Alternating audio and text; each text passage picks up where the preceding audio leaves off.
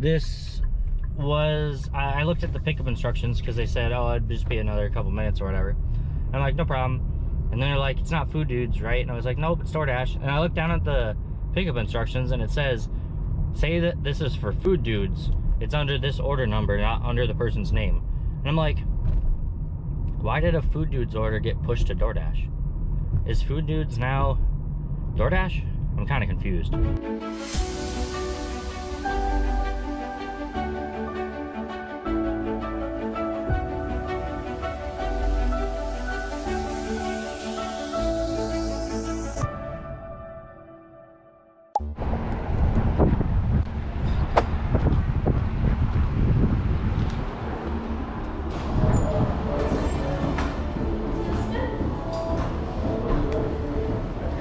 Tara, yep. Thank you. Yep. Have a good one. No problem. Thank you. Alright guys, good afternoon. Today is Friday, June 5th. I hope all of your festivities were going well for you on 4th if you did anything. We are about 6 o'clock in the evening now. I did get on DoorDash in this dinner rush if we are going to get one. I do have scheduled till 10:30. I don't know how long I'm going to go. I did already use my one decline for the hour for earn by time. So if I get kicked off, I might end up, you know, this might be the only order I do. But I want to try to use some sort of like, what's like a word? Like a system for earn by time. Because I truly think that earn by time actually might be the way to go when doing DoorDash. You know, some people are like, nah, Drew, earn by time is trash or whatever. But like, honestly, whenever I do earn by time, I'd say out of 20 orders, I'm gonna get 1, maybe 2, 3 on a really bad day. And I know this is really market dependent. So yes, I know not everywhere it's going to work. However, I would say even in here, even with all the extra orders, because my town is, or my like hometown has, you know, tons and tons and tons of orders coming through throughout the day on DoorDash. A lot of times, obviously, the most amount on lunch and dinner rush. I would say a lot of people do actually tip in this market, even though we have, you know, a town of, I think it's 85,000 people. I think I've already mentioned that once already in a different clip, but I'm actually pretty surprised that everyone tips at least something. So I'm going to try a system. I haven't exactly figured out what that system is yet. I'm going to look at a lot of my screenshots and kind of see what like the average tip is from a person. Take like the past like 20, 30 deliveries or how many it is since I've come here on Tuesday, and kind of see like what the average tip is. Now, unfortunately, I don't know what everything is off the screenshot, so I'm gonna have to go back into DoorDash and see what people's tips were, because for some reason, if you have a stack for the same person, but like for different restaurants or even for the same restaurant, it seems to be glitching out a lot. Like it's not bringing up the little thing that tells you like, okay, you worked this amount of time and this is the tip or whatever, and it's just kind of like letting you go to the next one. And I'm like, but I didn't see what I missed. So I don't know. All right, we are a minute away from this person, and then we'll hopefully get something else. All right, see you guys afterwards.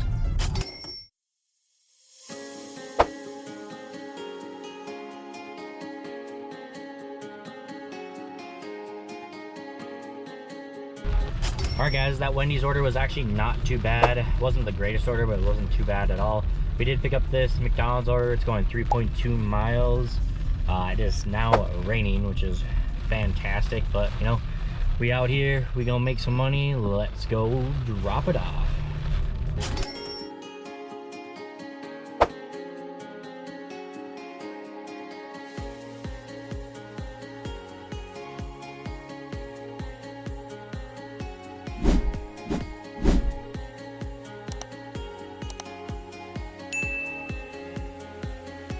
What's going on, guys? We just picked up this DoorDash order.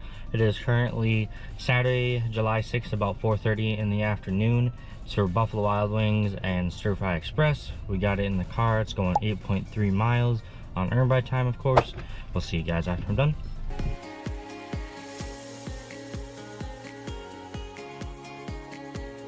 Alright guys, while we were about to drop off the Stir Fry Express, DoorDash apparently wanted me to do a 3-drop. So I am headed right now to do a 3-drop. This one is also for Vita Pizza. Pretty sure we're dropping off the Buffalo Wild Wings first. Guess I'm not 100% sure on that, but we are headed to one of the drop-offs. We're 7 minutes out. We'll see you guys after I'm done.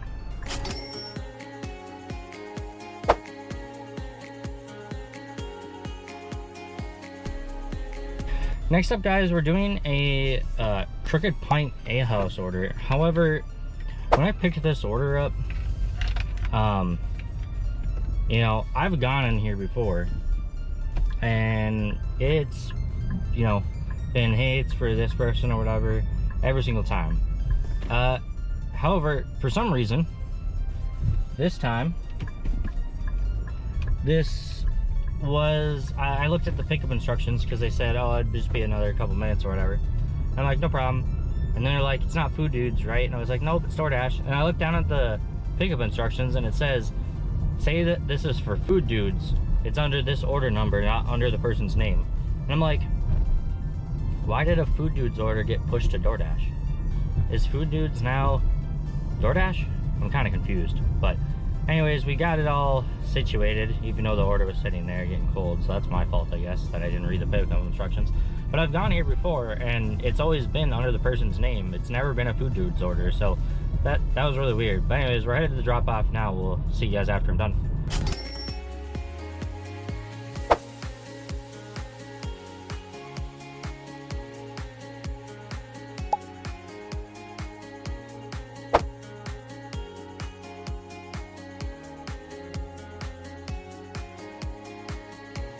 Alright guys, so we picked up a Noodles and Company and a Panera order. It tried to give me a, let's see, does it still want me to go that way? Yes, it does. It tried to give me a Panera Bread going 8.3 miles for only one order. Now, as you heard in there, that Carrie was the only one that they had in terms of orders sitting there.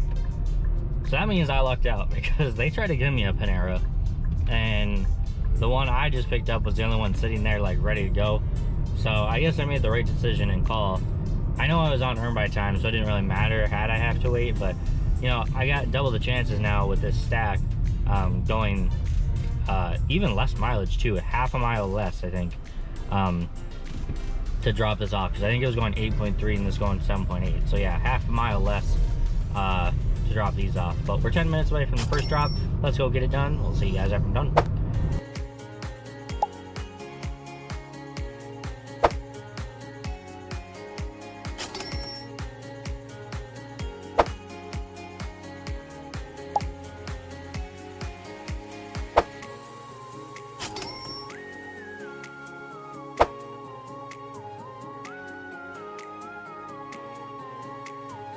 Well guys, I forgot to record picking up Red Lobster, which ended up being just one order, and then it ended up being a stack afterwards.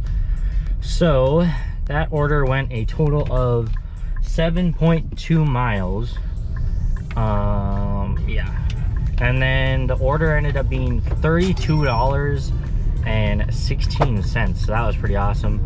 I did have to deliver to a hospital, which I was not expecting, so I was very stressed out because there was literally, like, of course, no parking except for trying to find, you know, the ramp parking, which luckily if you're only there for an hour or two, you get free parking. But man, trying to find a place to go in so I could go park was kind of fun. But now we just picked up this Arby's order. It is going 4.9 miles. We did have to wait a little bit. That was about a, I don't know, a 5-minute wait. Now we're 7 minutes out until we drop this off. We'll see you guys after I'm done.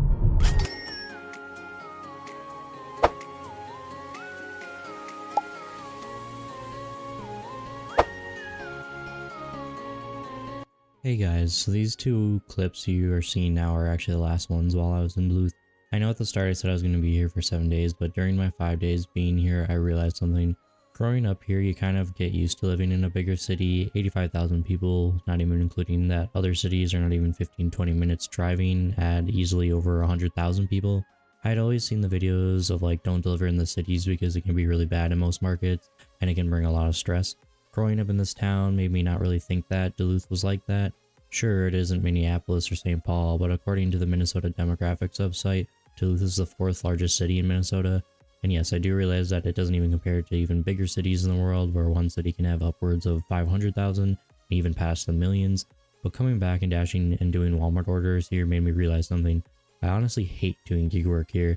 I think this is why the first time around doing full-time gig work came back to bite me, because I would just get so lazy and not really feel motivated to do the work. Yes, some might find this lazy, but at the end of the day, gig work is honestly not for the weak. It is stressful, and I feel like I handle most things with class most of the time. Honestly, it was nice to refresh my memories of being here, but boy do I realize I do not miss this area full time. I hope showing a different zone can help show people that even bigger cities can do well, but with that will come more stress. In case you guys were wondering, I decided to go over with the full total I made during my week. I made a total of $1,297.89.